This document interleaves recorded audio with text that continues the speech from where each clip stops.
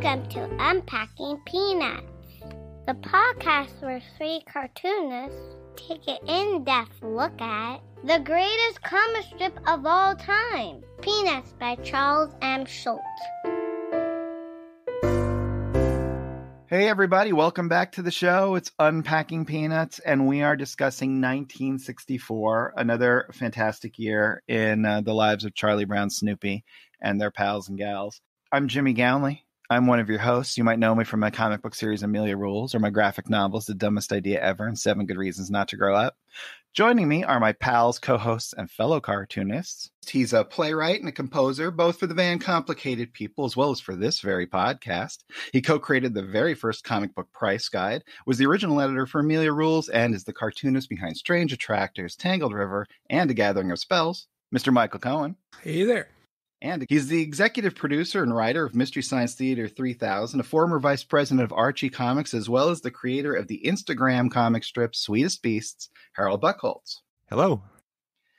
So, guys, it is 1964. We have tons of great strips to go through. Anyway, so what do you guys say? Do you want to go right to the strips? Yeah. Yeah, let's do it. And if you guys want to follow along with us out there, you can always go to gocomics.com, type in Peanuts, type in these dates in 1964. But if you'd rather treat yourself, get those Fantagraphics books that cover every year of the strip. They're beautiful and put out by a darn fine publisher to boot. And if you need to figure out how to use Go Comics and you need a little tutorial, go to unpackingpeanuts.com. Our fabulous producer, Liz, has put together a tutorial video of how to find these strips. Let's get to it. April 5th, very odd and surreal first panel of a bar of soap with a Linus head growing out of it. We then cut to the next panel where it's just Charlie Brown and Linus, no longer made out of soap, just walking along the road. And Linus says to Charlie Brown, "Have you ever done any soap carving?" Charlie Brown says, "Soap carving?" Linus says, "Yes, it's great." Linus continues, "I've been working on this model of an old sailing vessel." They walk back towards Linus's house. As Linus says, "I want you to see it, Charlie Brown. I carved it all by myself." Inside now, Linus says, "I'm especially proud of the good job I did on the sails. It took me 3 days to do just the sails alone." In the next panel, we see Lucy, who is walking in from off panel. Her hands are covered in soapy lather. Linus is shocked out of his mind as Lucy says, "If you're going to get your hands really clean, you've got to work up a good lather." She's continuing to lather up her hands in the next panel as Linus covers his eyes, and she says, "Lots of soap and hot water. That's what does it." We're now in the bathroom with Lucy, who is rinsing her hands off, and she tosses the tiny little remnant of soap over her shoulder to Linus, who then presents it to Charlie Brown, saying, "I had planned to show you an authentic replica of an American clipper ship. Would you settle for a canoe?" Now, is she doing this on purpose? Absolutely. Yes. You don't pick up a bar with a clipper ship, and then throw the piece back to Linus when you're done. Right. She's given herself away in this strip. That is just 100%. cruel. But as a little kid, boy, the younger brother, I just totally ate this one up. I was like, oh, the injustices of being the little kid, the stuff, your art is just, just tossed aside, I remember freshman year of college, I had a Cindy Crawford poster and my roommate had an Etch-a-Sketch, and his friend had come up and he was like a master Etch-a-Sketch artist.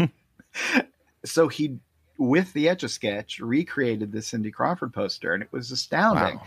And my roommate had it up and he's like, "Isn't this amazing?" And he showed it to my friend Mark, and Mark looked at it and said, "Yeah, that's gorgeous. Shake." Oh, boy, that is. I mean, I think the most painful thing in the world is to be an Etch-a-Sketch artist. It's so ephemeral. I love the little bathroom detail, the little tiles and stuff like that. The house I stayed in when I was the artist in residence, which was the Schulz family guest house in Santa Rosa, the tile, the border of the tile around like the bathroom and everything, each tile was a Peanuts panel, and they each, so you could read them as strips. They weren't just random ones. They were actually strips printed out on the tile as a decorative thing. It was really cool. And even if you looked in the sink at the little thing that blocks up the sink to keep all your garbage from going down, the little handle to pull it out of the drain was shaped like Snoopy. Wow. I can just imagine everybody in the house waiting in line in their bathrobes for you to get out of the bathroom while you're reading the whole bathroom. It was the arm wrestling champion where Snoopy is the masked Marvel going to Petaluma. I don't know why, but that's what it was. Really fun. Really fun. So Michael and I were talking during our break. Does anyone carve soap? Or is this an only in Schultz World thing? I don't remember it. I believed it because it was in the strip. I guess I don't remember seeing it. I tried to go into county fairs and remember if there was anything like soap carving. Seems reasonable. No. Well, I just Googled it. What soap is best for soap carving? Ivory. Open. You know what it is?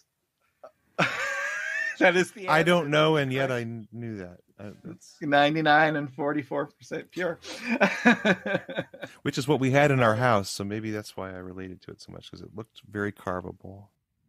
I had Safeguard, which was just like Ooh. the most all chemical. No, we don't want to get sued. Yeah, it was 56 100% or 56 100% pure, right? Is the other? I didn't say it was a bad thing. I still use Safeguard. Now we got a sponsor. You're looking for a sponsorship, yeah. Safeguard, it's chemically. Now, our big moral quandary will be if it comes up and Skippy Peanut Butter wants to sponsor us. Then when we have some decisions to make, my friends. April 7th. This is a mostly visual strip. We see Sally, it's a line of kids. Sally, who is tugging on Five's, the back of his pants and pulling him. Five is hanging onto Schroeder. Schroeder is hanging onto Lucy. Lucy is grabbing hands with Shermie, who is holding hands with Patty, who is holding hands with Violet, who is holding hands with Pigpen, who is holding hands with 3, and then 4. And then Frida, who's holding hands with Charlie Brown, who is trying to pull Snoopy off of a tree. And Snoopy is thinking to himself, I don't want another rabies shot. Timely. And yes, sometimes you got to get more than one shot, Snoopy. Michael pointed out something interesting again during the break about our good pal Shermie. We might have another Shermometer moment. Let's check the thermometer, Charlie Brown. Okay, all these kids are pouring out beads of sweat because they're struggling to pull. Shermie, cool as a cucumber. Nothing. Not a drop. Not a furrow in Shermie's brow. So we think that makes him a cool customer. No. Maybe he's a slacker. He's not working hard. No. You know why? Because you can see the motion lines. He's pulling just as hard. I don't know. He's actually got motion lines are in his neck. They're not in his arm. No, and his knee. No. He's pulling. I think he's a slacker. I think he's a cool customer. I think he's a slacker. Well, by the way, being a slacker is also kind of cool. So do you want us to be cool or a slacker? Well, both. He's a cool slacker. Let's just stick with cool, because that's what we agreed on before you decided to go off book. So we're going to go off script. Sorry. We're going to go with Shermie as a cool, straggling, cynical, philosophical, history-loving, empathetic, aggressive, compassionate, patient, pedantic, knowledgeable, emotional, good listening, vain, friendly, hypocrite. So please remember, when you think of Shermie, at the core, he is a hypocrite. As we all are from time to time.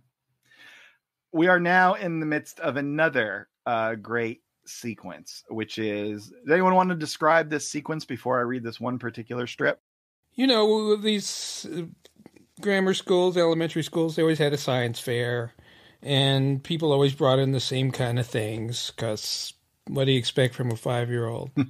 But Lucy decides she needs something really special, and she submits her brother, because him sucking his thumb and holding the blanket, the security blanket, is just weird, and it deserves a little exhibit with graphs and stuff. And that is exactly what we see on April 17th. Panel 1, we just have a big sign that says, "Welcome to our science fair." Then in panel 2, we see a little plant life, how plants grow diorama. By the way, these are exactly the same to this day. Kids do these exact same thing. It's a classic trifold piece of cardboard that stands up that you put your little stats and methods on it. And the plant life one was apparently created by Martha Arguello. We have an electricity one made by Jimmy Hennessy. Mouse in a Maze, a study of the learning powers of mice by Wesley Reed. And then in the last panel, right in the little trifold cardboard standee, we see Linus. It's clearly labeled above him, the security blanket. He's in classic thumb and blanket position. Linus is sighing. We see this was put together by Lucy Van Pelt, and it has in fact won a first prize ribbon. You like the charts next to him, like the bar graph, like she's measuring something over time. Yeah. This is also this is a classic strip. I love the black background on it. I remember this also one as a kid. This is just, yeah. This is the big sister moving the little brother around for her purposes with lack of compassion or this is just classic Lucy just doing her thing. And I do love the little displays. I think they're just really nice and evocative. The electricity one reminds me, we actually never did a science fair in my school. We did like science experiments, but like the whole class would do the same thing. But I remember my cousin Jimmy, his name's also Jimmy Ganley, the poor guy. He did one on electricity, and I was like staying over that weekend and was so excited because I always wanted to do a science fair thing, and I thought we would be in like white coats and it would be a whole week long thing. He did something with batteries. It took him about 12 minutes, and he did win first place, and he grew up to become an electrician. It was like of no consequence to him, but I was so disappointed because I was ready for a week of deep science, you know? Wow. Well, the three names that you just mentioned here, two of them we've mentioned before in this show. So I don't know Hennessy. Wesley Reed is Bus Reed, the trumpeter, who was the husband of Schultz's mom's sister, who was living with them at the time. And Martha, how do you pronounce that, Michael? Arguello or Arguello. She's a cartoonist, Marty. Really? Who did the comic strip Bobby Socks. That's so cool. April 22nd. Linus is struggling with his homework, and he says to Lucy, "This new math is too much for me." Lucy says as she walks away, "You'll get onto it. It just takes time." Linus is very frustrated, looks down at his papers and says, "Not me. I'll never get onto it." Then he yells off in the distance to Lucy and says, "How can you do new math problems with an old math mind?" I remember when new math came in. It was very disturbing because they threw out the 1 + 1 = 2. And they made everything a set. This is a set of numbers. And this is the conjunction of two sets. I don't know, it was insane. I think it lasted like 1 year. Boy, I'm glad I missed out on that new math thing. It was in every comic ever, it seemed like, in this era. The new math, every cartoonist had to do. Yeah, I've never been 100% clear on what it was. So, April 26th. We're looking inside a baseball locker room. A mitt, a hat, and a bat are all just laying on the bench. And we see some lockers with names saying Willie Mays, Alvin Dark, Snoopy, and Orlando Cepeda. Cepeda! What are you, crazy? You say Cepeda, I say Cepeda. No. Let's call the whole thing off. This is my team. Anything with the Giants, I love. That's why I picked it. All right. Alvin Dark was the manager. Cepeda was first base. Mays was center field. There you go. Snoopy. And Snoopy is in between them all. And in the second panel, he's lying on top of his doghouse. It's night. The next panel, sun is up and Snoopy stretches, yawns, and heads off to the old ball field. He is out there playing his position at shortstop. Then we see him batting. Then we see him sliding into second probably. Then we see him hanging out on the bench. See him chasing down a fly. We see him taking a mighty swing at the ball. We see him scoring. nothing. In the next to last panel, he just very coolly walks away holding his glove. And then in the last panel is lying back on top of the doghouse at night, and he says to himself, "It's a living." Yeah, he probably don't get paid very much.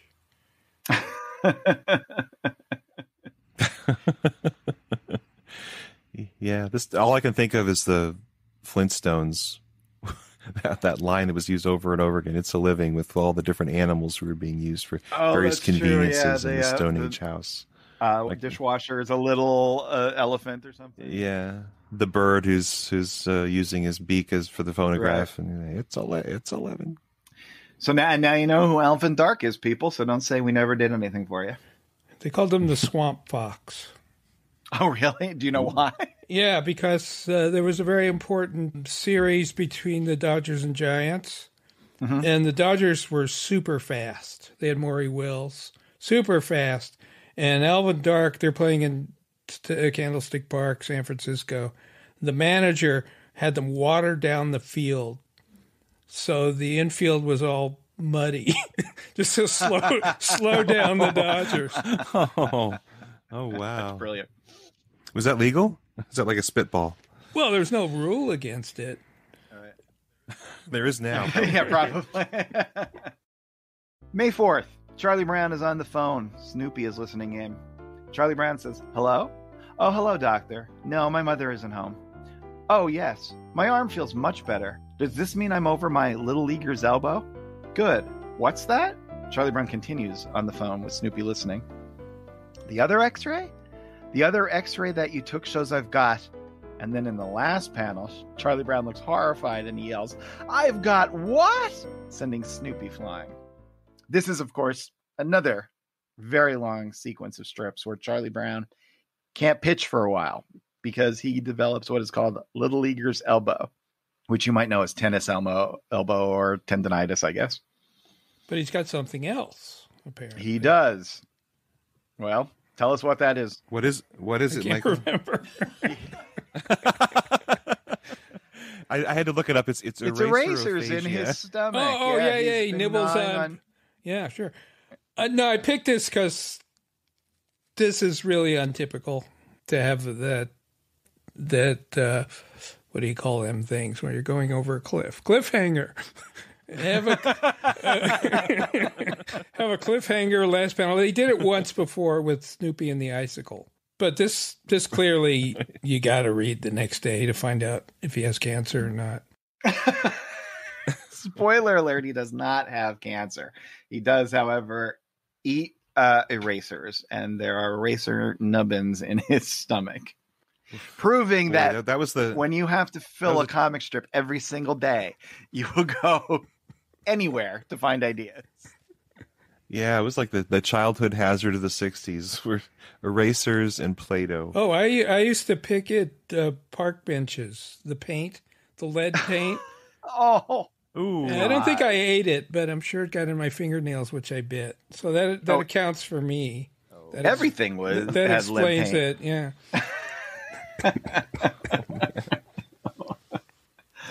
Oh, Lord. It is a miracle that anybody survived the 20th century. May 15th. Lucy, with a smile on her face, is walking around outside, and she says to no one in particular, "I'm on a new campaign to be nice to people." She comes up to Snoopy and says, "While I'm at it, I suppose I might as well include dogs." Then she gives Snoopy a pat on his head, saying, "Here's a nice pat on the head." Snoopy rolls his eyes and thinks to himself, "Thrillsville." This strip is so hip. We could probably thank Meredith for that, right? He liked this so much that 10 years later, he says, "Thrillsville 74." It probably comes from Dobie Gillis, is my guess. Oh, Maynard really? G. Krebs? Yeah. Yeah, because there was definitely a little beatnik thing going on a couple of regular TV shows. There's 77 Sunset Strip with Kooky. So there, it was just kind of going. Beatnik slang was spreading at this point. if you want to check anything out about Dobie Gillis, here's why you want to watch Dobie Gillis. One, you'll be like, hey, isn't that Gilligan? And then you'll say, oh my God, who's that? Yeah. That's Tuesday Weld. I knew where that was going. And that's why I watched Dobie Gillis. One of my favorite shows. And it was a very popular comic book. Yes, it was. Yeah. I was just on Sunday. No, it was last night. I was looking through a box of old comics I'd pulled from storage, and there I had the very last issue of Dobie Gillis comics. Oh, wow. Yeah. And Warren Beatty. Right. Well, that was quite a cast. That's the one where he dies in a motorcycle accident, right? Yeah. I think that's the leader of the pack. Oh. Yeah. And Frank Phelan, who was in Meet John Doe, Frank Capra's movie. A lot of people in that Don't sleep on Dobie Gillis, people. There you go. That's your pick hit to click for 2022. I think Disney's going to put out an animated version of it. It's Spoiler it's alert, happening. it won't be as good. How about a musical? Who owns the right it's to coming. The many tunes. Michael, of make it Dobie happen. Gillis. Who's it's from a book. Make It's it from a so. book. So you might come to these podcasts and think, hey, I'm just here for the content about polkas. But you also get to hear great things like, what was the best early 60s black and white sitcom? Was it the Dick Van Dyke Show? Was it Dobie Gillis? Oh, Dick Van Dyke. Dick Van Dyke, obviously. Yeah. May 23rd, Charlie Brown is writing to his pencil pal. He writes, Dear pencil pal, well, I made a fool out of myself again, and he sighs. The letter continues, I struck out with the bases loaded and lost the ball game. Charlie Brown looks very upset in the third panel, and he says, a little red-haired girl whom I admire very much was watching me. Could you tell me how to get to where you live? I'm thinking of leaving the country. Lots of little red-haired girl stuff this year. This is the biggest. Did she debut just last year? Fairly recently, and now he's gone to her a lot this year. Yep.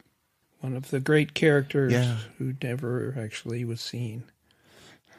Do you think Charles Schultz experimented with using a pencil originally for him writing to his pencil pal, and maybe it just didn't? He thought it wouldn't read well in newspaper. Well, it seems like every so many years for decades, people tried to reproduce pencil in one form or another. So I wouldn't be surprised. Just wasn't happening. It just never really quite worked until, not much recently. I think the first time I ever saw it that I thought it really is noticeable, or not noticeable, it is really rather not noticeable, was when they did it in Sandman with Michael Zulli's pencils. I thought, well, you could tell they were pencils, of course, but it actually did sort of convey what a pencil feels like, but it also still read as a comic.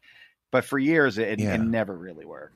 Well, I don't think the printing was reliable. Yeah, exactly. Yeah. And the thing about Charlie Brown is he tried to use a pen, and of course he would spray ink all over the paper, which I'm assuming Schultz was having a blast taking his actual pen and spraying the ink with the point, which is he had a very, very sharp point on his drawing pen. But the thing is, with Charlie Brown, even pencil was fraught with issues because he'd swallowed all his erasers, so he couldn't fix his mistakes. There's a Facebook group called Charlie Brown, and in their main image, here's Charlie Brown and the little red-haired girl with red hair. Well, they've shown the little red-haired girl in the animated shows and in the Charlie Brown or in the Peanuts movie from 2017. Schultz himself regretted even showing her in the special. I never thought of the Peanuts animation as being equal. Or not, it's not canon. Yeah, not canon. I hate to even use that because that's just a fan word. But they're their own thing, right? They're you love them, hate them, think they're okay, whatever. They're to the side of the strips. But ultimately, I wish they could have found a way to never show her even in those. Yeah. he does this a lot, and he has great success with it because we have the little red-haired girl, the Red Baron, Joe Schlabotnik, Miss Othmar, Charlie Brown's dad in the barber shop. I mean, I'm sure I'm forgetting tons of them. The cat next door, whom you never see, but they're a really rich Violet's dad. Even you sort of know what type of person they are. You kind of have a feel for them, even though you never see them. It's really a magnificent stroke. And it saves drawing time. You got to save that ink. May 25th. Charlie Brown and Linus are sitting on the bench in the schoolyard having lunch. Charlie Brown says to Linus, "You know why that little red-haired girl never notices me? Because I'm nothing. When she looks over here, there's nothing to see. How can she see someone who's nothing?" Then the third panel is a silent panel as Linus looks at Charlie Brown in dismay. Charlie Brown is in dismay.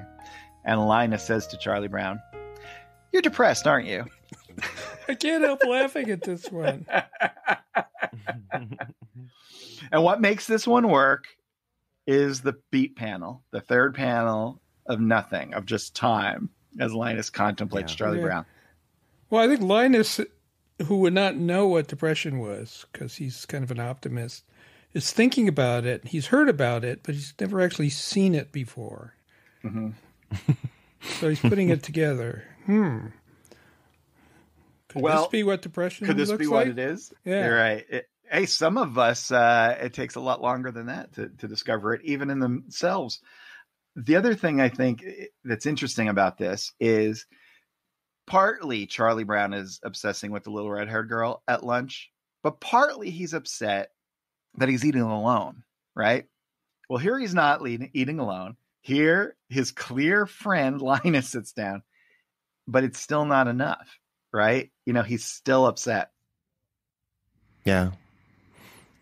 I don't know what that, I don't have anything beyond that other than that's, I guess, just part of his character and maybe not even necessarily part of depression, but, eventually once you get into a pattern of behaving a certain way, even external changes don't make you break the pattern right away. Well, you always focus on the most negative thing around. Right. There's another part later in this year, I think, where Charlie Brown says, I should start my homework. I should really start my homework. It's because he fails going to the zoo. And all he had to do was write a simple little essay or paragraph, and he doesn't do it.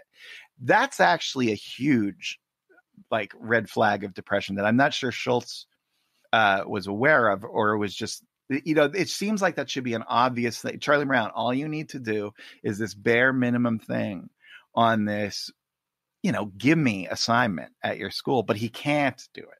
And you might think, it's because he's putting it off because he's lazy, because he'd rather watch TV. I don't think that's 100% true. One thing that I found that kicking in is when you do have this laundry list of things you have to do, each one becomes just an unsurmountable mountain to climb. And I think that's where he is in strips like that. I really do feel also for him. the one where they were in line for the movie, where he's agonizing about what he should be doing rather than just going to the movie. Right. And if he goes to the movie, he's going to sit there and not enjoy the movie. So it's the worst case scenario, right? If he at least is going to listen, man, if you're going to go to the movie and try to have it nourish you, try to feel better. So when you go back to your work, you'll be refreshed, but he's not going to do that. He's going to sit there and think about the thing he's not doing. See, I could put a slideshow together for him. I'll help him out. May 31st. Snoopy is hiding on the side of what looks like a haystack with a little door in it, and the door is labeled Linus Pig, which will throw you off the first time you read it. And the second strip, or second panel rather, Linus is reading to Snoopy, and Linus is reading and says, "Then the wolf became very angry, and he huffed and he puffed and he blew the house in." Linus looks up from reading and says, "That's ridiculous. No animal could huff and puff that hard." Sure enough, in the next panel, Snoopy, poof, huffs and puffs and breathes the book completely out of Linus's hand. Then he huffs and puffs and sends Linus spinning backwards. He continues to do this till he huffs and puffs Linus right up to the edge of a little wading pool that Patty is sitting in playing. And then he puffs Linus directly into the wading pool with Patty. Linus then comes up from the water, soaking wet, and says to Patty, "Have you ever read The Three Little Pigs? It's quite a story. There's this wolf, see, and..." I object to this. Okay. It reminds me of when the early days of Fantastic Four, and Stanley. Sure, everybody, you'd say no more. Stanley used to do this a lot because he didn't really quite have a handle on his characters yet. He was inventing them all. Well, Kirby and him were inventing them all so fast, and so they would exhibit powers that they'd use once, like Submariner suddenly could take the form of any fish, like he was like a puff fish, so he can like blow himself up into this big fat thing, and or Thor would suddenly be able to would like call lightning down or something. Anyway, it's not thought out because if Snoopy has this superpower and then never uses it again, or maybe once. You know what I think the problem is? I think you read too many Marvel comics. Well, that's certainly true. I don't know if you can call this manifesting a new superpower. It might be a bridge too far, but all right. I just love that Snoopy, he looks incensed at the idea that Linus would not believe that an animal could do this, and so he's going to prove that it actually can happen. And the odd thing is, Linus is reading a book about these imaginary animals, and we're reading a book about Linus reading a book about imaginary animals, and so for some reason that works for me. I don't have any trouble with that whatsoever. Right. June 20th, Linus walks up to Snoopy, who is just sitting contentedly on the sidewalk. He pats Snoopy in the head, then gives him a big hug, exactly like his big sister Lucy did just a few years ago. Then he looks at Snoopy and says, "What's so happy about a warm puppy?" This is the strangest thing. I mean, he's kind of like deflating his biggest commercial success, which I assume had come out already. Yeah, it came out 2 years ago, prior. Yeah. You should listen to this podcast sometime. We talked all about it. No, and it's Linus, who you wouldn't expect to be kind of so cynical about it. Yeah, it is interesting, and yet at the same time, it is advertising the book in all in one go. So yeah, and then in later strips, we're going to see Sundays that like at least 4 or 5 in a row. Yeah. He uses a little happiness is inset that then he illustrates in a strip, which when you think of Schultz, you don't think, oh yeah, he's doing some product placement for his own stuff, and but it really does feel like that's what he's doing. Although you could argue that he's just trying to stay with the theme, and the theme is, but it is absolutely tying into another product. When we get to those little inset panels, happiness is, they remind me of the Crime Stoppers textbook. The Dick Tracy. Yeah, absolutely. But for like hugs and stuff. Yeah, like cut them out, collect them all, trade them with your friends. Right. June 21st. It's a Sunday. It's Father's Day. Violet says to Charlie Brown, "My dad has more credit cards than your dad." Charlie Brown says, "You're probably right," as he hits a rock with a stick. Then, very proudly, Violet says, "My dad can hit a golf ball farther than your dad."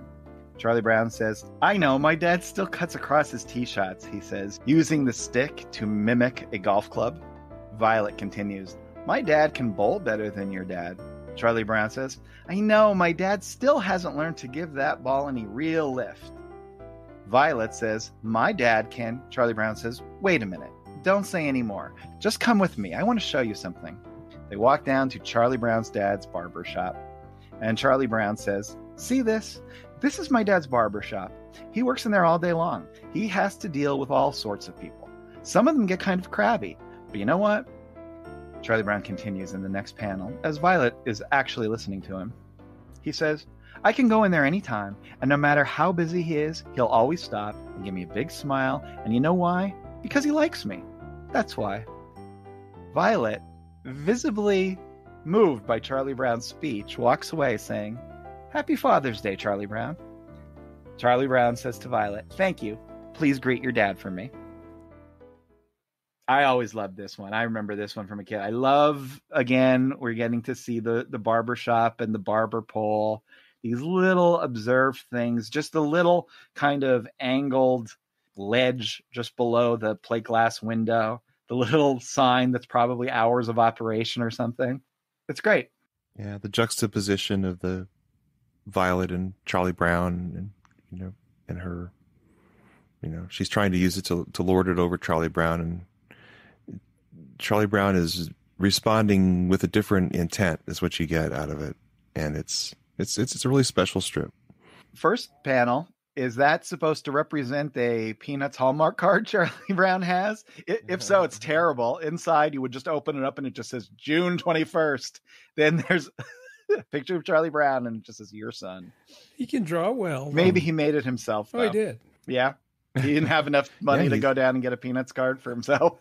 Well, he was a cartoonist. Yeah, well, that's right. Yeah, he's not very good. He looks a lot like he looks. It's like. a real deal. July 12th.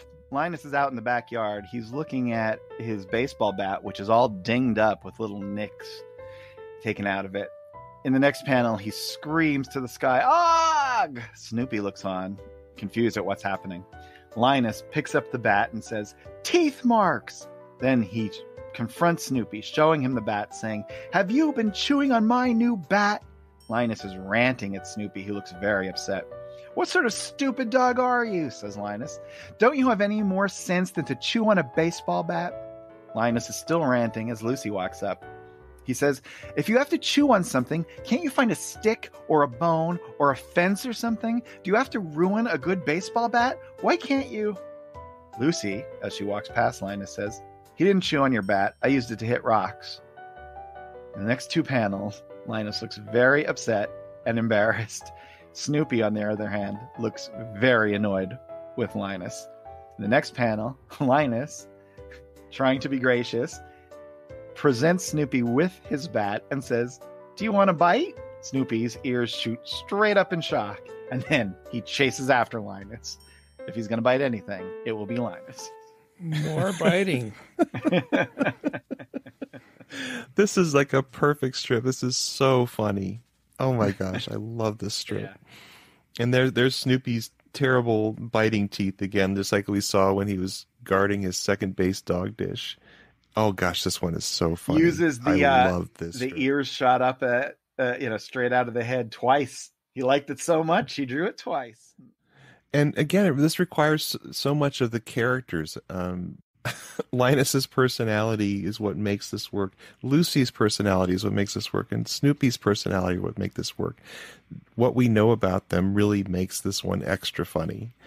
Oh, absolutely. It's like Lucy just pat. She's the one who was doing something careless and stupid and thoughtless, which was what we know Lucy to be, right?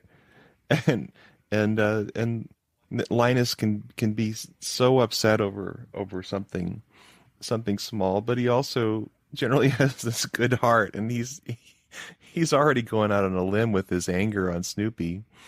And so when he realizes, oh my gosh, I have just accused Snoopy of something Snoopy didn't do, it hits you 3 times as hard.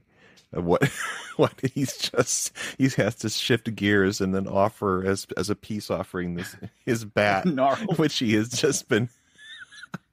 And then Snoopy is like, his ears are straight up, like the ultimate insult. Now that it's been destroyed, now you can chew on it.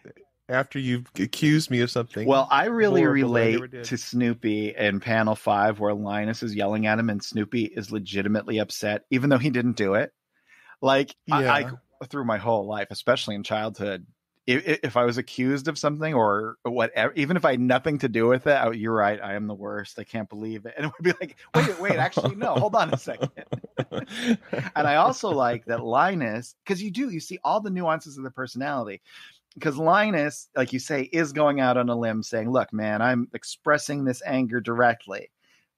What he should do then, well, not should do, but what he could do is then realize, oh, my anger was misdirected. I'm going to briefly apologize to Snoopy, but then direct it at Lucy. But that is not an option. He's just, want a bite?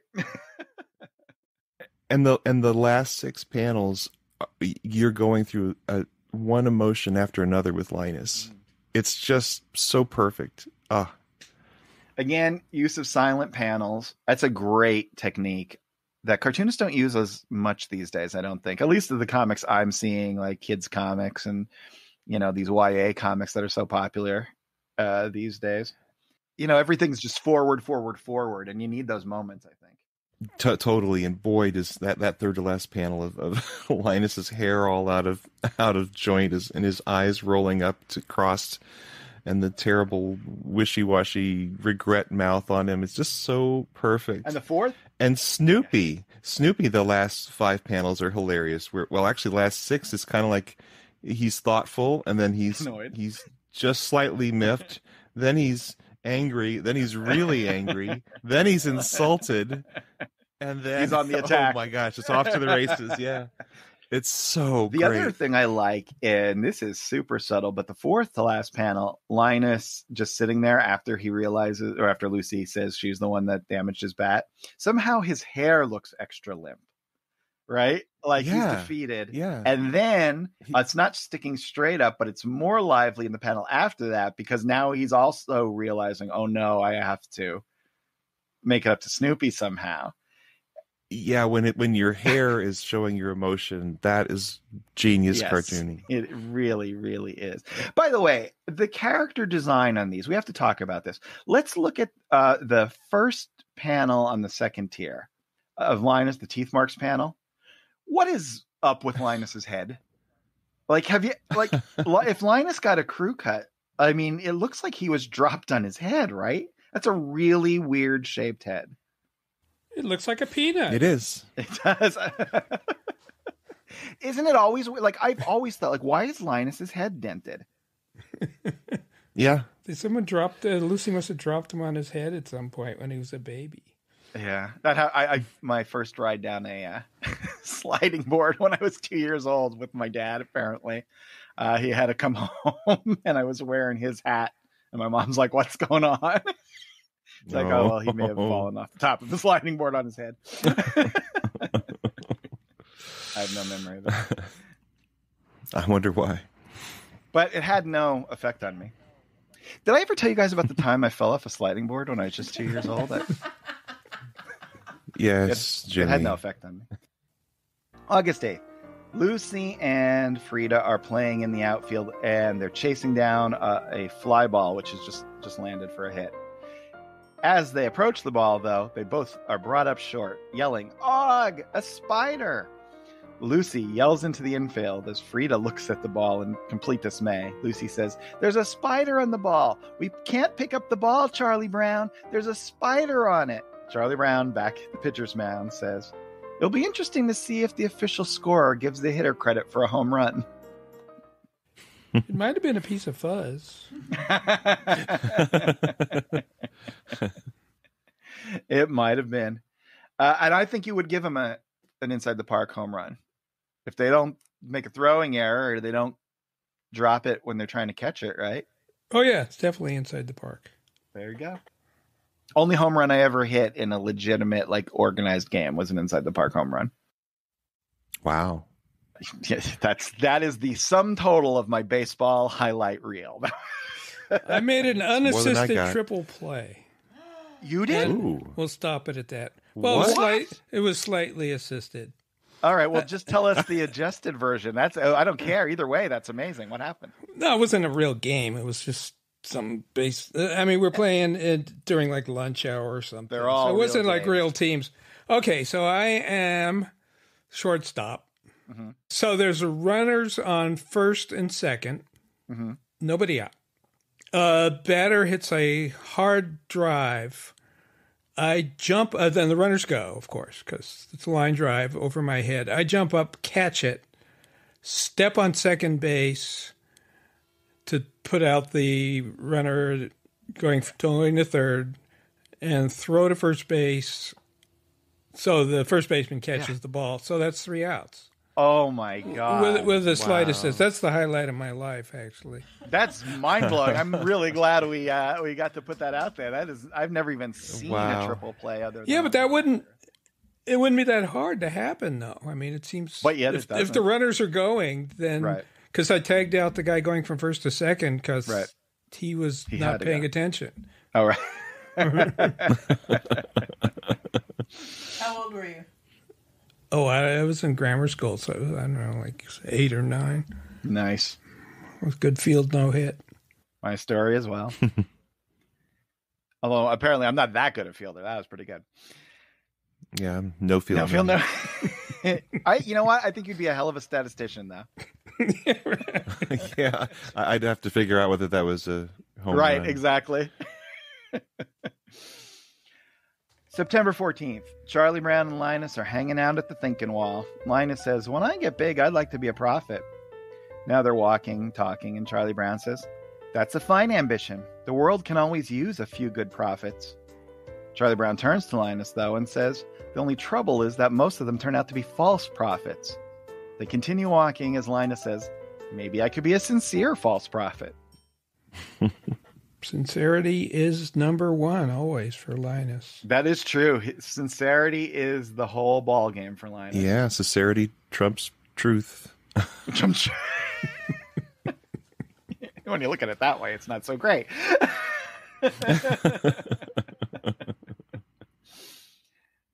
September 23rd. Snoopy is hanging out on top of his doghouse, and voices are coming from inside. The story of civilization painted on the ceiling of a doghouse? Linus, you're fantastic. Thank you, Charlie Brown. Still continuing from inside the doghouse as Snoopy sits on top. Right now, I'm working on the struggles of the Maccabees, which began around 167 BC. I had a little trouble with Antioch's Epiphanes because I didn't know what he looked like. Snoopy lies back down on his doghouse and thinks to himself, a lack of knowledge forgivable in a mural painter who is only 6 years old. So we know. Wait a minute. Linus so wait, is 6, Linus is 6. That makes Lucy 7, and Charlie Brown maybe 8 already. I still think of them as eternally 5.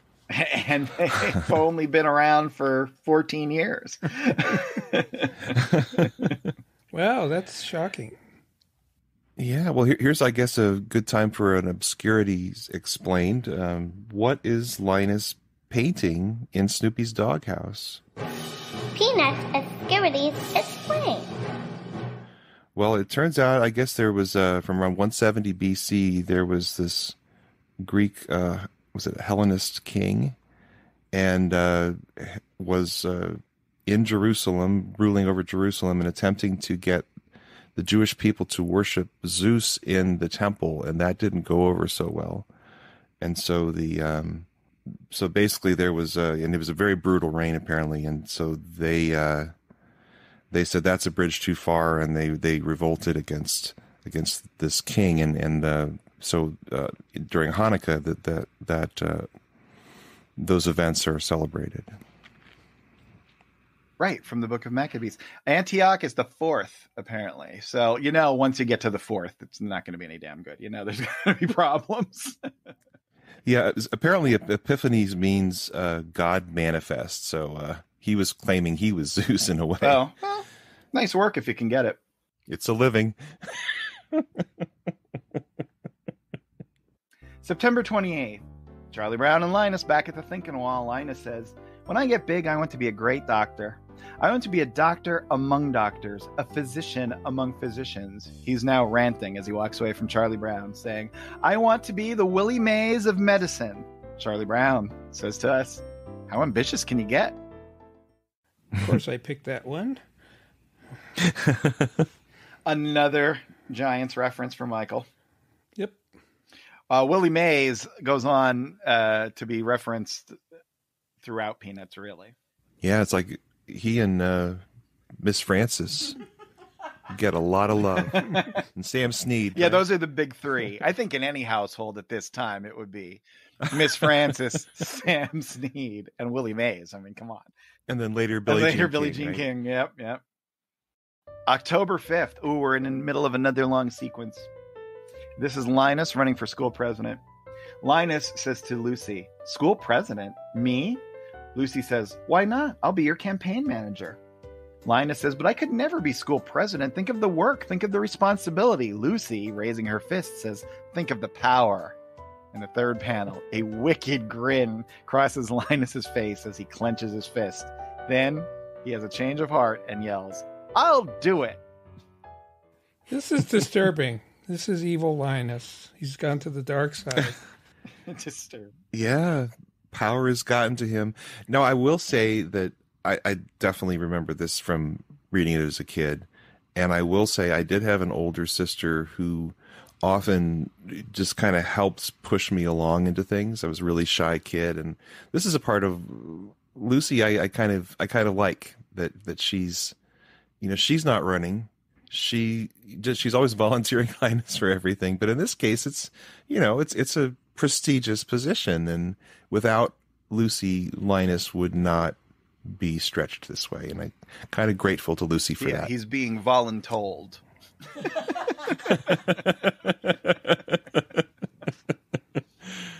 But of course, this is not going to go without incident, because just a few days later, on October 9th, we have Charlie Brown, Linus, and Lucy having a conversation.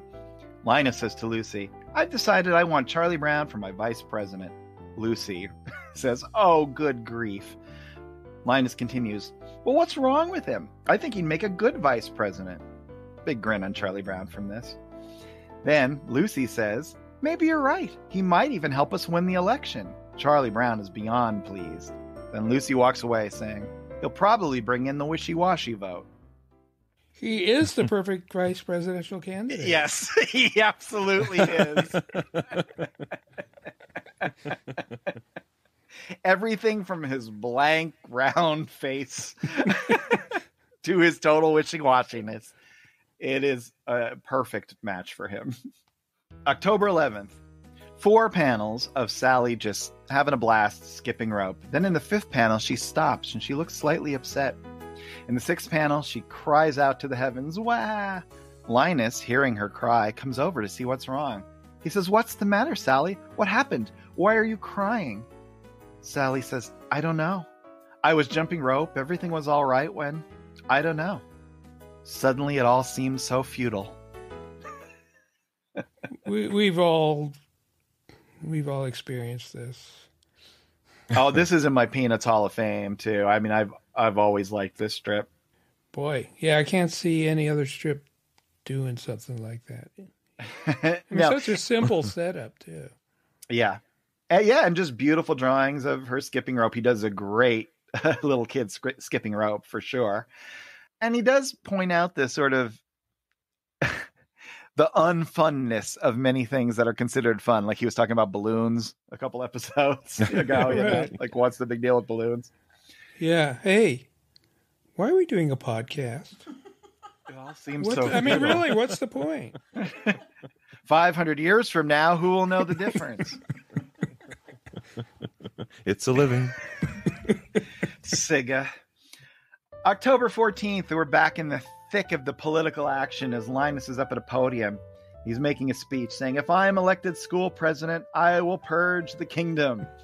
My administration will release us from our spiritual Babylon. He's now ranting. My administration will bring down the false idols in high places. My administration will... Cut to the audience. Charlie Brown and Lucy both look a little concerned as Sally and Five are just listening. And Charlie Brown says, I wonder why the principal looks so pale.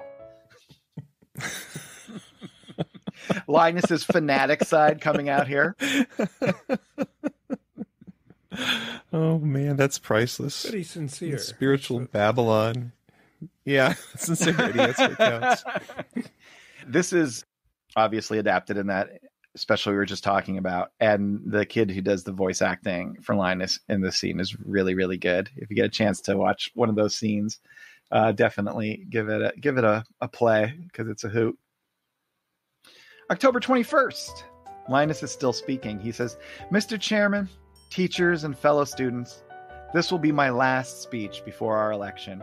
We cut to the audience. Lucy and Charlie Brown are sitting there. Lucy looks calm and relaxed. Charlie Brown looks nervously happy. Lucy says, We've got it cold, Charlie Brown. If he doesn't say anything stupid, we can't lose. Charlie Brown says, just think, I'll be vice president. Linus steps out from behind the podium in the next to last panel and says, I want to talk to you this morning about the Great Pumpkin. In the last panel, Lucy and Charlie Brown scream to the heavens, Og! He knew you should never talk about religion, politics, and the Great Pumpkin, and he does anyway. True. Yeah, he's covering it all right here in these two strips, and boy, yeah, I think that last strip, where he's talking about spiritual Babylon, that's one strip where I can totally imagine Charles Schultz laughing out loud to himself having written that. He's really embodying Linus too, because Linus speaking like he could never imagine Charles Schultz ranting like this. And it's impossible. But there's some part of him that digs it and was like, "Oh yeah, I'd love to let loose once." Well, it's kind of like that. Think of the power, and that's yes. That look on Linus's face. I'll do it. It's like Sparky. And this whole thing of if he doesn't say anything stupid, we can't lose. That's like in Seinfeld, if they ever say barring any unforeseen circumstances, oh well. And we wrap it up here on November 2nd. Linus is writing to someone, and it's the Great Pumpkin. He says, Dear Great Pumpkin, well, I waited and you didn't show up. It's a good thing I'm young and can stand all these disappointments because, frankly, I've had it. The ones I feel sorry for are the older people who waited all night in their pumpkin patches for you to come. If I sound bitter, it's because I am. Sincerely, Linus Van Pelt. P.S. See you next year. So Linus lacks the ability to learn. That's the part of Linus I relate to. I, too, lack the ability to learn. Yeah. He is the optimist.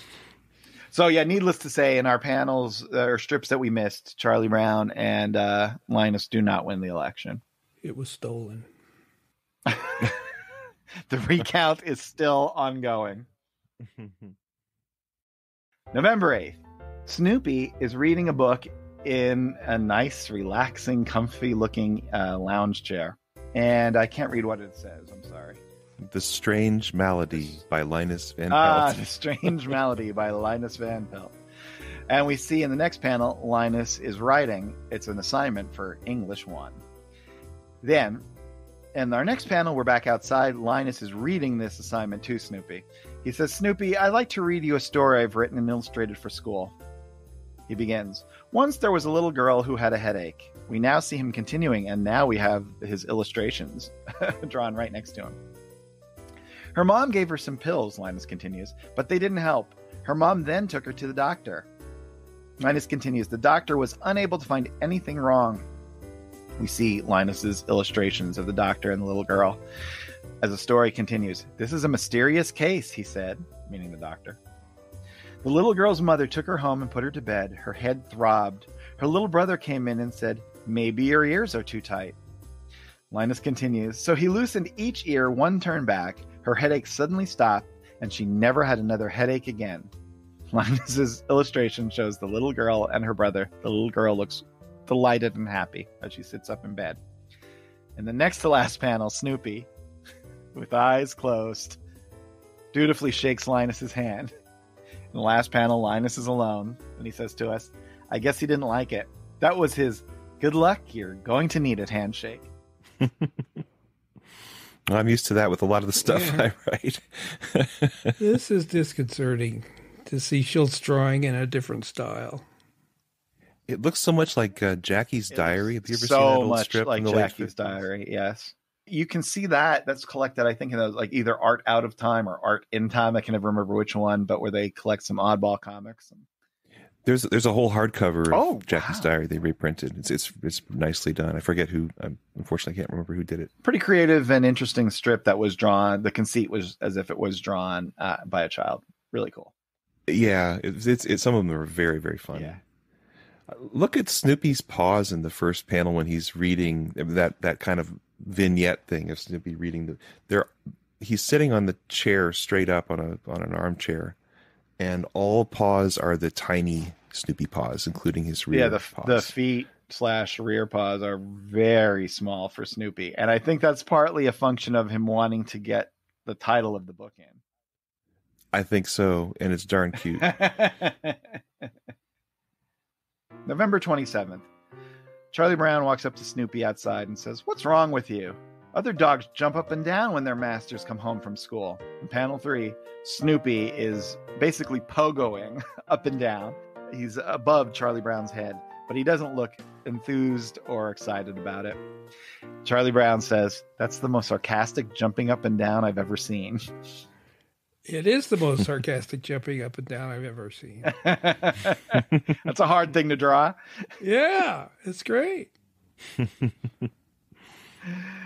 Again, all right, it's a dog, but he's on his hind legs and he's jumping up and down, but it's sarcastic jumping up and down. Go. You have to draw it. That would be a hard thing to come up with. November 29th. Lucy is leaning forward, sticking her tongue out and saying, "Bleh." Linus comes up to Lucy and says, "I suppose that's all you have to say." Lucy, looking very self-satisfied, says, "What else should I say?" We then randomly cut to another one of these insert panels telling you what happiness is. And it says, "Happiness is winning an argument with your sister." Then we're back to the main strip where Linus is leaning into it, yelling at Lucy, who is actually smiling as Linus yells, "You're mean, you know that? But I'm going to fix you." In the next panel, he puts on his winter hat and coat, and he says, "I'm going to fix you real good," which confuses Lucy. Lucy runs over to the window, because Linus has gone outside between panels, and she looks surprised that she sees what he's doing. In the next panel, we see Lucy running out to Linus, who is making a snowman, only the head looks exactly like his sister Lucy. Lucy yells, "Ha! I see what you're up to. That's supposed to be me, isn't it? And I'll bet you're going to kick it, aren't you?" Lucy continues yelling at Linus, "You're going to get great satisfaction out of building a snowman that looks like me just so you can stand here and kick it." Linus closes his eyes, very self-satisfied, and says, "On the contrary, that would be crude." Then, with a smile on his face, he says, "I'm just going to stand here and watch it slowly melt away." I object to the blah. Maybe that's Minnesota for yeah. So you think, so you do not think yeah and blah are interchangeable? Oh God, no. Blah is a response to bad food. Or if you're Dracula. And yeah is the ultimate international way to get on somebody's nerves. So as in nya nya nya nya nya. You would never say blah blah blah blah blah. No. Okay, right. Clearly, I one of my favorite parts of this podcast is after 26 years, still finding out these little nuances in the rules, the many rules Michael has for each and every aspect. I'll send you a copy of the book. Blah is reserved for food items only, good sir. What do you think about Linus? That's a dark take Mr. Linus has there. Yeah. He wants her to melt. It's like the Wizard of Oz. I love the picture of Lucy, first panel, second tier, of Lucy leaning back as Linus leans into yelling at her and smiling. Because she's not smiling that Linus is upset. She's smiling that she upset Linus. Yeah. And the fact that he's fighting back is actually just part of the fun. December 6th. Snoopy and Frida are out in the snowy fields. Frida is pointing at Snoopy and she says, "Perhaps we should split up and plan to meet back here in about an hour, okay?" Snoopy darts off away from Frida. We then have the obligatory inset panel saying happiness is loving your enemies this time, which is Snoopy just hugging two bunnies. And in the next panel, back at the main strip, Snoopy is dancing with a whole cadre of bunnies, a whole group of them, and they're having a good old time. Then in the next panel, the other bunnies just sit down and watch Snoopy as he blisses out in classic Happy Dance fashion. Then he bids them good morrow and heads back to Frida. When he finds Frida, he just puts his hands out as if to say, "Didn't find anything." And Frida says, "Didn't see any, huh? Neither did I." Then they both walk up to Charlie Brown, and Frida says, "Snoopy and I have been out hunting rabbits, but we didn't see any." But as they pass by, Snoopy looks back at Charlie Brown and gives him a knowing wink.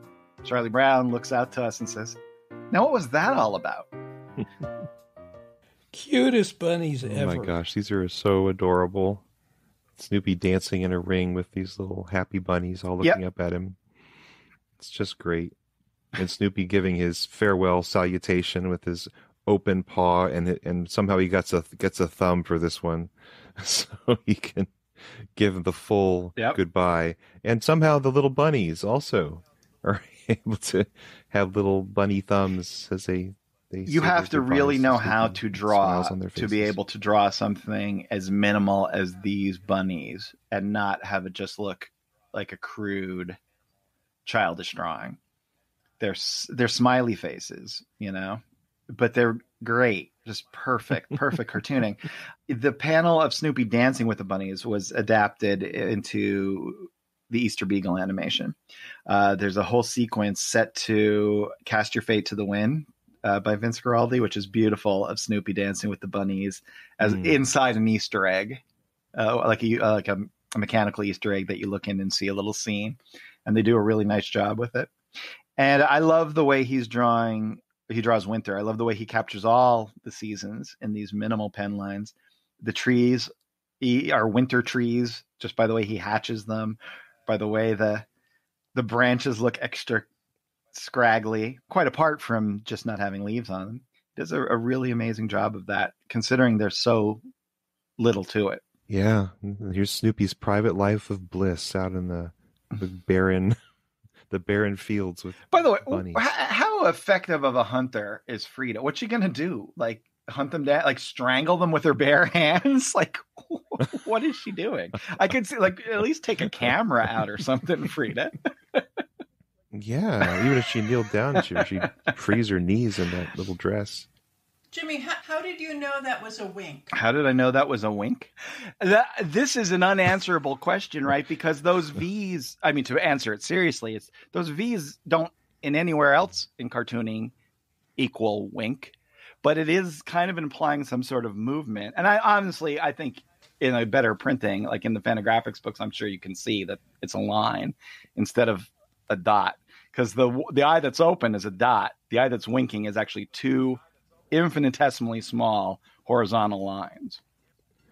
It's almost like two arrows saying, "Hey, look at this tiny little line." Yeah, right to the point that I didn't. And it works. It works so brilliantly and iconically. It's amazing. You can say wink as a sound effect. I love that kind of thing. I like literal sound effects. You know, a wink is a really good. I think that's up there in the comedy toolbox, along with excessive quotation marks. Yeah, well, he had Boot and Snoopy. Exactly, that's a great one. Boot's so great. You know, what if he had put like Snoopy the height of his happy dance in front of the bunnies and just wrote bliss? I could absolutely do that. I remember, I think they do that quite a bit in manga. But the way I knew it was, I remember there was a guy named Ben Dunn who did a series called Ninja High School. And one of his big things was like, it would literal sound effects. Someone would be screaming at someone and the word accuse would be there. And the person would be, pushing back and it would say defend. I particularly like accuse. December 14th. Charlie Brown and Linus are outside. Linus holds up a piece of paper and shows Charlie Brown. He says, "Look at that. I was the only kid in class who got an A in the geography test." Charlie Brown says to Linus, "How come?" Linus says, "I was the only one who knew where Ipanema was." Here's a Peanuts obscurity for our younger listeners. So the girl from Ipanema, which you guys may have heard of, was a hit this year. In 1964. In fact, it went to number 5 on the Hot 100 and was put out by Stan Getz and sung by Astrid Gilberto. And it is the second most recorded song of all time after Convoy. Yesterday by the Beatles. The Beatles. I don't think Convoy has ever been covered. I sang it once. Oh, would that were true. Actually, I wrote a parody of Convoy as like a 10-year-old. Yeah. It was the night of June. There was a full moon as the stars began to rust. I swear I did not know this. Oh, that's so random. That is pretty. Yeah. But yeah. So those. I think both of those songs are probably covered so often because the singing range is maybe about an octave, right, for each song. There's easy songs to sing, and people love them. Can't go wrong. December 16th. Schroeder is greeting us at the door to his house. He says, "Hi, come on in. Happy Beethoven's birthday." He leads us into his house. We're just following him from behind as he continues to talk. We haven't cut the cake yet. We were just getting ready to sing the finale of Beethoven's Ninth Symphony. Suddenly, Schroeder stops. He is surprised. He turns to us and says, "You mean you don't know the finale of Beethoven's Ninth Symphony?"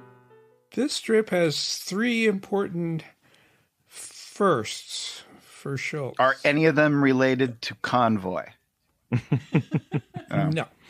But it's music. It is a musical theme strip.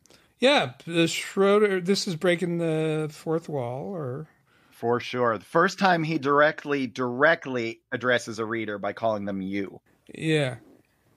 This is the first time he features the back of a character's head. For half the strip alone. Yeah. Yeah. And the biggie is this is Schroeder's first solo appearance. Wow. Exceedingly rare in the world of Peanuts. Maybe later on, I think it might happen more often. But at this point, right, you're saying strips have to have the big 4, usually. Well, there have been 5 characters who've had solo strips, so this would be the 6th. And I think you were saying that maybe there was a solo Schroeder before. I remember one where he takes a running start onto the piano to hit the first note. I can't remember if there's another character in that one, but this is super rare. Yeah, I wasn't paying attention to that back in the day when we were doing the real early ones. So it's possible there was one, but he doesn't do this very much. Extremely. Yeah. Who is the 5th? Is it Sally that had the other solo? Okay. Yeah, Sally had one solo. December 29th. This is the strip I was referring to earlier. Charlie Brown is standing in his living room. He's looking at a little book that's sitting on the coffee table, and he says, "Christmas vacation is almost over." He picks up the book, looking at its cover, and says, "I still haven't written my book report on Gulliver's Travels. I haven't even started to read it yet." Then Charlie Brown puts his hands in his pockets and walks away from the book saying, "Why don't I get started? Why do I put things off?" Then he sits in front of the TV, looking completely forlorn, and says, "What's wrong with me?" Again, this is what I was talking about. You could answer this with Linus's question from a few months ago. You're depressed, aren't you? Yes.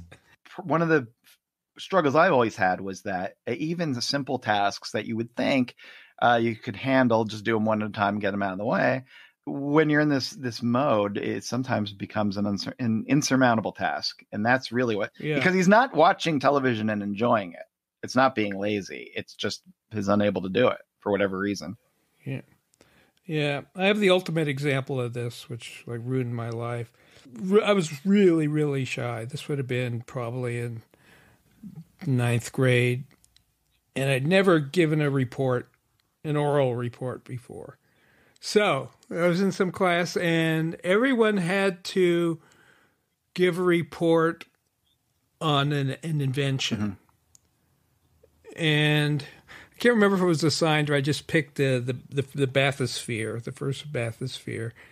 And so what she did was she had one person a day get up in front of the class, volunteer to get up, give their report, which would be like 10 minutes. And most of them just read it.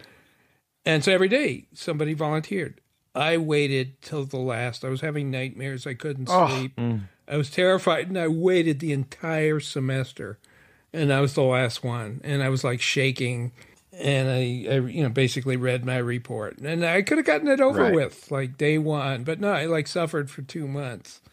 Yeah, I mean, I wish I could say I was immune to doing that, but I definitely do that from time to time. Trying not to. Yeah. And nobody cared. because they're essentially just reading it. Right. It wasn't anything but just like read this thing for 10 minutes. Maybe you were hoping that time would run out and you wouldn't have to. Well, I thought, well, maybe I'll die. That's one of my funniest jokes ever is on 30 Rock. And they're saying something like, oh my gosh, we have to do this and this and this and all by Thursday. And the one character goes, hey, maybe we'll all be dead by then. And the other guy goes, oh, that'd be great.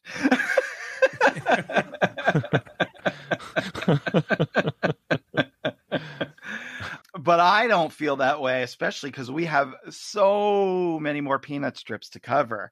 But that does bring us to the end of 1964. So before I get the final word from these guys and hear what their strips of the year are, just want to remind you of a couple things. First, please, if you're enjoying the podcast, rate and review us, especially if you're on Apple Podcasts. That would really, really help us out. But anywhere you can do that, that would be great. Share us around on social media. I'm really happy to say that every single week, it seems like the audience for this little podcast we're doing is growing and growing. And I know we have Mr. Schultz to thank for that, but we also have you guys to thank for that. So if we can keep it going, that would be even better. You can also check us out on our website, unpackingpeanuts.com, on social media, Instagram and Twitter. We're Unpack Peanuts. You can call us now, leave a message or a comment or a question at 717-219-4162. We'll have to come up with a name for that phone line. Other than that, we just want you to come back next week. But before that, guys, give me your final thoughts and your strips of the year. Michael, you go first. Well, out of the ones we picked, this is a great year. But I remember I mentioned that I didn't think it was up to par, but I can't remember why.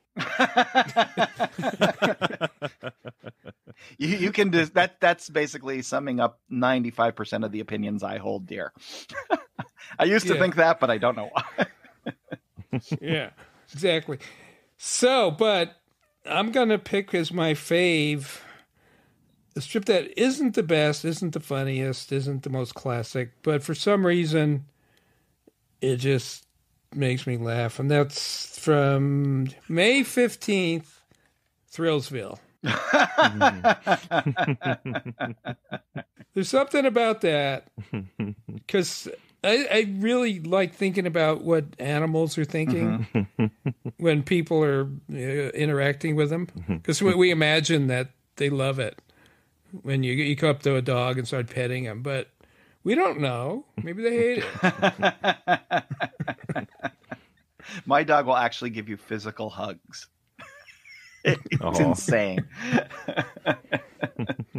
She's hoping that there will be a little piece of cheese or something after the hug, I'm sure.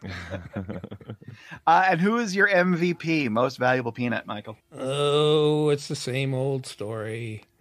It's Linus again, just for talking about the great pumpkin at his speech. Yeah, one of the things that's hard with the strip of the year thing is a lot of my favorite parts of this year were actually long stories that you can't necessarily sum up with one strip. But yeah, I think that's a great pick because Linus in that whole sequence is really good. Harold, how about you? Well, great year. Loved this era of Peanuts. Grew up with it. I did want to end asking you guys what your thoughts were on where we were on the anger index. I think that's a great thing because we forgot about that, but I think we are way up. I think we're up 10%. On both of them? On the anger index. On the anger. It feels up to you. Jeez. You're judging on the ones we picked or the whole year? Well, I mean, the ones we picked are, of course, fresh in my mind, but I'm still staying with the whole. I think it's down. I think anger's down. Happiness is up a little bit. Yeah, I'm going to go with even for happiness, up for anger. Well, Jimmy, you've always said you're no good at this. Does that continue? You nailed it. Did I? You nailed it this year. 1963, there were 96 happy strips. In 1964, there were 96 happy strips. Exactly. Amazing. Even. And the anger strips went from 85 to 106. So you are right on both counts. All right. This is not a, yeah. If I stick with something long enough, I could get lucky ones. So, but for my strip of the year, I have to give this to Linus as well as for the best, the MVP. Although I think Snoopy, I would give us a second there. Charlie Brown's so strong in this too. It's just a great year all around. It's a good all around year for Schultz. But I have to give my favorite strip of the year to July 12th. Linus with his bat supposedly chewed up by Snoopy. That is just one of the funniest Peanut strips of all time, and one of the funniest strips ever by anybody. Great pick. 100% agree with that. And Michael's pick was great as well. I'm going to go with October 11th. Suddenly it all seems so futile. Yes. Sally skipping rope. That's an iconic Hall of Fame Peanut strip for me. Love it. Love the drawing. Love the punchline. Love that Linus comes up to the little girl that has a crush on him and treats her with kindness and respect, and love everything about it. And my MVP is going to go to Snoopy, because I just think he was the most consistently funny throughout the year. Who wasn't Linus, which I will never pick Linus because you guys always pick Linus. But of course, Linus is also great. I loved this year. This is like Harold said, this is when it becomes the Peanuts that I loved as much as humanly possible to love something as a little kid.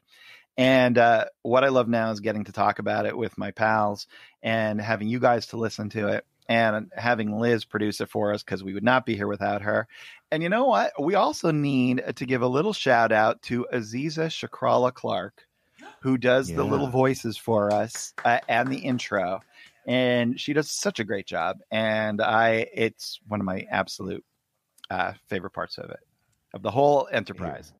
So next week will be the finale for season 3. Guys, can you believe we made it all the way to season 3, through season 3? It's shocking to me. If you knew my track record on great ideas v completion, you too would be shocked. So thanks for listening.